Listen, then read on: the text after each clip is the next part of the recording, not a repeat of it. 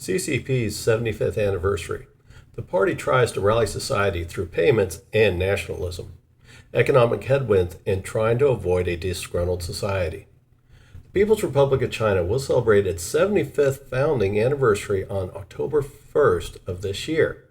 On this anniversary, expect the Chinese Communist Party, or CCP, to celebrate its own achievements and persuade the Chinese people of the CCP's contributions to improving China's global stature.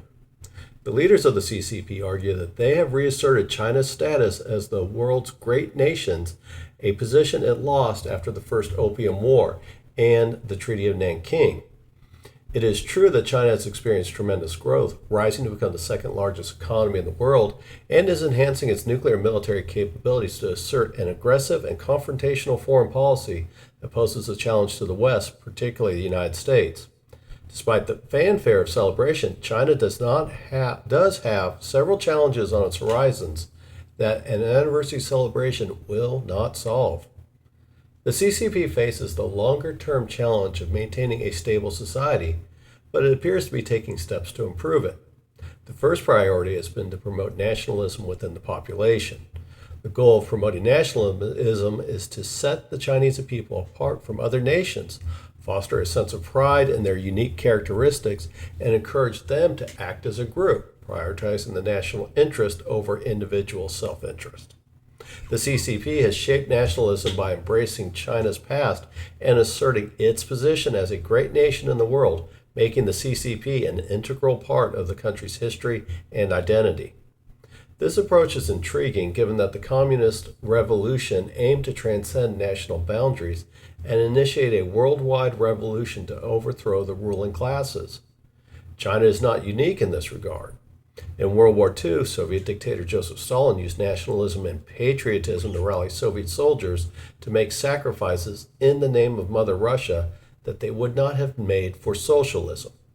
As a result, he de-emphasized the role of communism, its campaign of terror and purges, and its role in creating the Holodomor.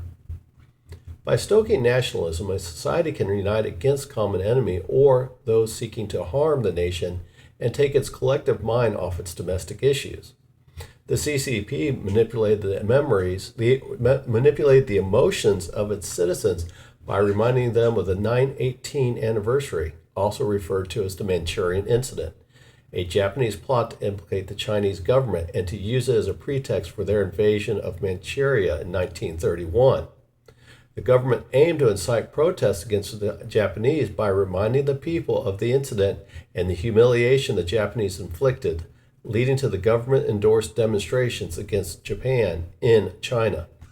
The protests also resulted in the stabbing death of a 10-year-old Japanese boy who was attending a Japanese school in Shenzhen, China, as well as the stabbing death of the Chinese bus driver who was transporting the children. Sometimes pushing people's emotions into a frenzy can have unintended consequences.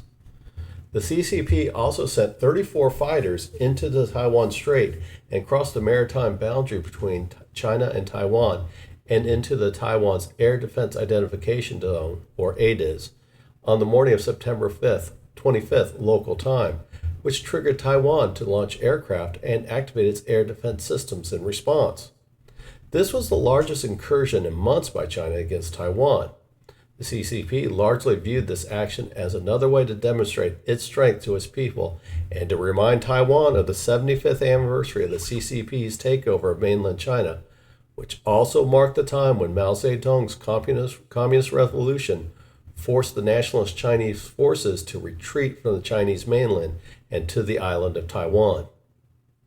Stoking the national sentiment and showing strength before the Chinese people towards their, quote, enemies, end quote, is a way to unite people and have them forget about their everyday individual challenges. This is not unique to China, as many countries, including the West, also engage in similar tactics.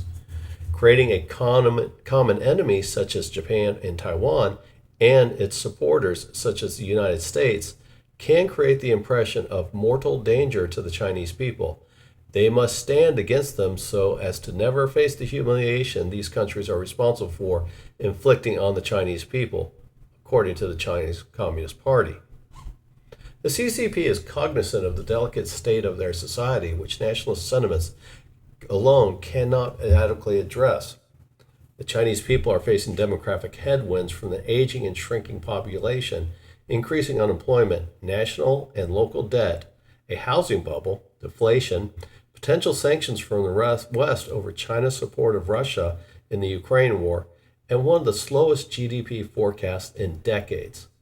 The Lowy Institute, an Australian think tank, upheld its previous ranking of China as the second most powerful nation in the Asian theater, but acknowledged that despite its military prowess increasing, it has peaked and plateaued, and this is due to the economic headwinds. Also, the CCP is about to raise the retirement age in an effort to have debt-reducing retirement benefits. These economic headwinds are serious challenges to the CCP.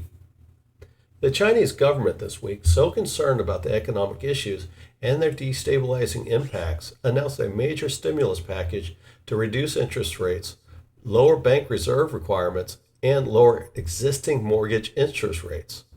The overall goal is to increase the spending by making loans more affordable and reducing the mortgage of property owners with the help of increasing consumer confidence.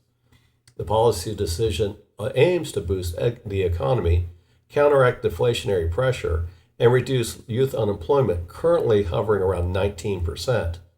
The measure also includes a one-time cash handouts to the poorest of the Chinese, a stated attempt to boost confidence before the 75th anniversary, but also a crude way to use cash to solidify support for the CCP leadership. The 75th anniversary marks a significant milestone for the CCP as it achieved significant accomplishments such as uplifting 800 million people out of poverty in the last 40 years after opening its markets to the West, which is a product of capitalism, not socialism.